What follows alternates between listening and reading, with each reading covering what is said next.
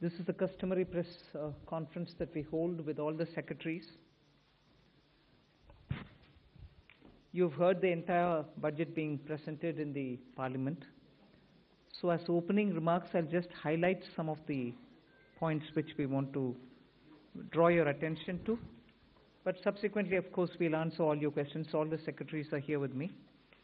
So this budget being the first one, as the Honorable Prime Minister said 2 days ago, this being the first one for the second quarter of this century, also leading towards Viksit Bharat 2047.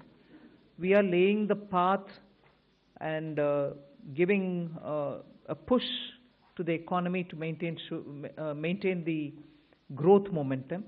And for that growth momentum or sustained economic growth, which we want to ensure, primarily we are looking at building the ecosystem with structural reforms which will go on.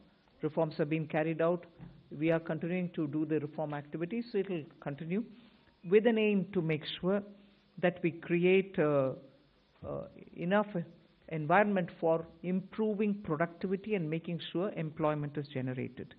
Also, technology, 21st century, this century is completely driven by technology. So we will ensure that technology is brought in to benefit the common man, to make sure common man benefits in the sense of ease of doing living, or for his business to prosper, or for farmers for greater productivity, or better logistics, whatever. So technology for benefiting every common man. And above all, with all this, inclusive development. Sabka Saath, Sabka Vikas, and that is why you heard me bringing in schemes which have good allocations for bringing better health facilities, creating a cadre of people, not cadre in that sense, but a bulk of people who can come in as health workers, paramedics, and so on. And also making sure we are able to provide dignified opportunities for Divyangjan. Mental health has also received a lot of attention. So these are the side for Viksit Bharat and making sure Sabka Vikas hoega. But the idea is the advantage and the momentum that we gained since after COVID by increasing public capital expenditure will continue. We've announced that 12.2 lakh crores are coming through public expenditure this time. It is 4.4% of the GDP. I'd like you all to please notice that, which is the highest, at least in the last 10 years. It could even be highest if you were to take data earlier. No increment in capital expenditure, sustained fashion, has happened ever before. This one marking 4.4% of the GDP. Then what are the kind of things which will happen through it? You will have dedicated freight corridors. I've named Dankuni in the east, Surat in the west. Then I've also highlighted that 20 new national waterways, not national highways, national waterways are being planned. And again there, those are going to pass through some of the critical mineral areas. Orissa, where the mineral-rich state, you have the waterways taking it to the port, and the two ports have been identified, Paradip and Dhamra. Similarly, we are also making sure that the coastal cargo movements will be enabled through a cargo route, so that through the coastal area we are able to cut down on cost of movement of goods. City economic regions, developing them is a very big new measure that we're coming up with. And for that, an allocation of 5,000 crore per city economic region. Imagine the amount, 5,000 crores in 5 years. 1,000 crore per year per city is being given, and the emphasis is going to be largely on tier 2, tier 3 cities. And then talking of infrastructure further, with the capital expenditure coming with the big number, you're having also the high-speed rail corridors. 7 of them announced, and the destinations are clear, so that they become the bridge for all these economical robust centers. So those are for making sure that the infrastructure and the capital expenditure are getting tied up, and the country benefits from the ripple effects that these can bring in. The 7 strategic and frontier sectors in which we've highlighted that will increase productivity and also have new investments come in and give emphasis for India's own brand on those things is on the biopharma sector.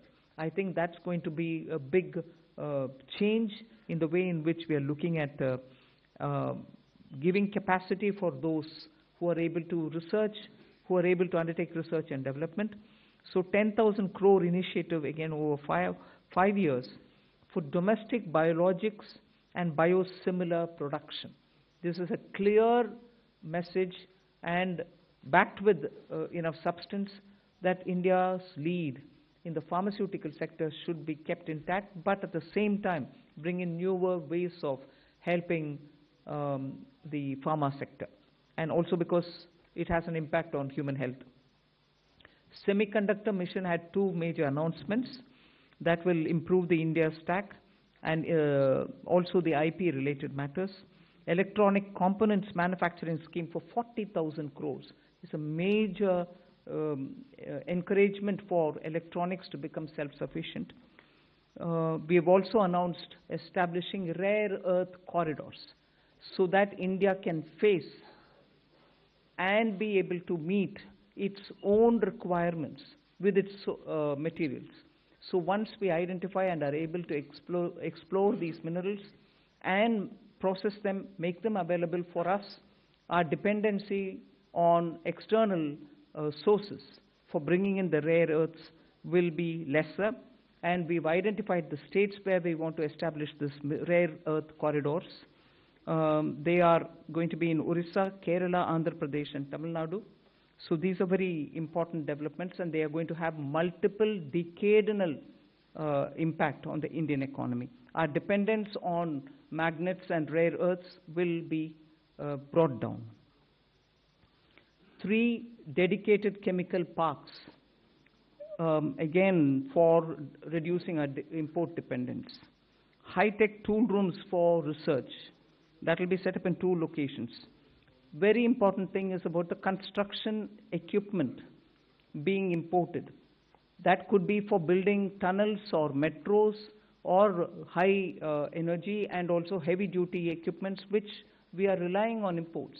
We want to manufacture them in India, and that is why I said, how does it affect a common man? It affects because firefighters today have novel, new, big ticket and small, very small firefighting tools and weapons or equipments.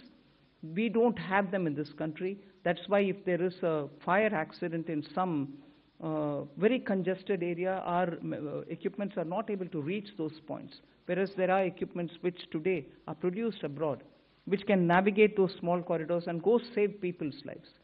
Whether they or huge ones, all of which we want to make sure that we will have production in this country itself, whether they are tunnel boring or anything else.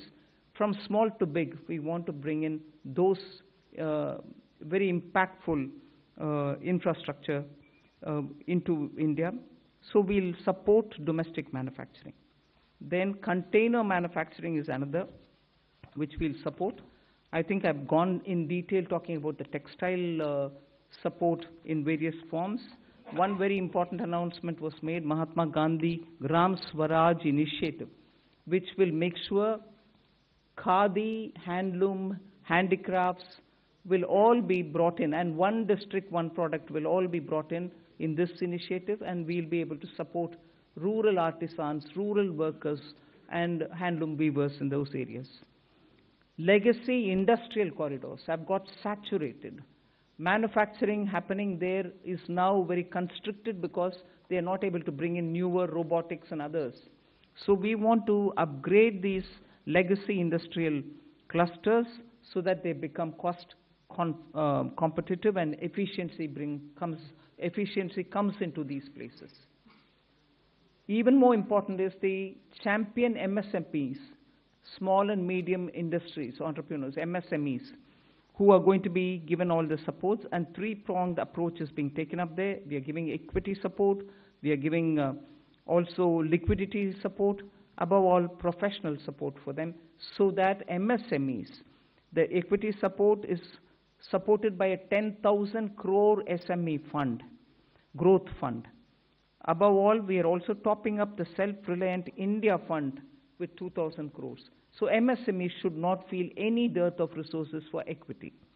Similarly, they shouldn't feel any difficulty for liquidity in their hands, because the TREADS platform will now be treated almost as a backed up, security backed up instrument with which they'll be able to discount and get their monies. For professional support, we're working with the Chartered Accountant and Cost Accountant institutes so that they can create corporate mitras who can help these MSMEs in filing their returns, doing their accounts, and so on. Above all, for youth and training, there's so much. You've heard the speech, so I won't want to take your time on it. High-powered education to employment enterprise, standing committees being formed so that they can recommend measures for service sector as a core driver of Vikasit Bharat.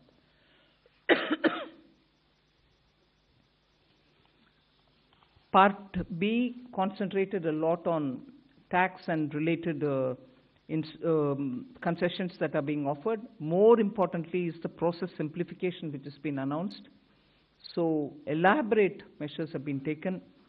You will be able to also seek clarification if you want. New export opportunities for fishermen who can go into the economic India's zones, high seas, and also assess and access the global markets. The one very touching, and I really was moved by this proposal, is where we have identified 17 drugs or medicines which are going to be basic custom duty exempt, which are important for cancer patients.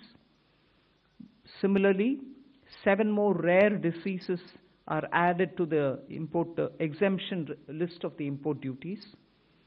Baggage clearance and personal items which you bring in when you travel are all being given enhanced duty-free allowance. Besides that, there are quite a few direct tax and indirect tax proposals. Decriminalizing the penalty proceedings and support to the IT sector are some of the high points. As an opening remark, I'll conclude here. I'm sure you'll be able to ask questions and seek clarification. Thank you for coming. Thank you, ma'am.